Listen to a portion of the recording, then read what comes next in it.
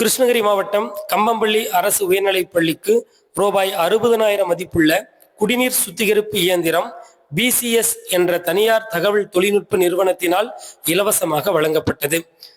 இப்பள்ளியில் 460 மாணவர்கள் படித்து வருகின்றனர். இங்கு பயிலும் குழந்தைகளுக்கு பாதுகாப்பான குடிநீர் வழங்கும் முயற்சியில் இருந்த பள்ளி தலைமையாசிரியரின் வேண்டுகோளை ஏற்று BCS நிறுவனம் இயந்திரத்தை இலவசமாக வழங்கியது.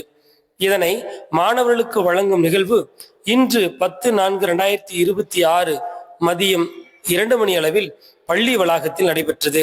நிறுவனத்தின் சார்பாக திரு சுபாஷ் மற்றும் திரு ராகவன் ஆகியோர் கலந்து கொண்டு இயந்திரத்தை மாணவர்களின் பயன்பாட்டிற்கு வழங்கினார்கள்.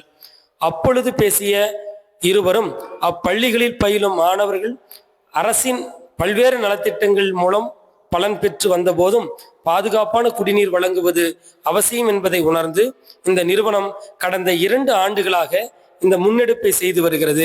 இதன் மூலம் தமிழ்நாட்டின் பல்வேறு மாவட்டங்களில் உள்ள மாணவர்கள் பாதுகாப்பான குடிநீரை பருகி வருவதாக மனநிறைவை தருகிறது என்று கூறினார்கள்.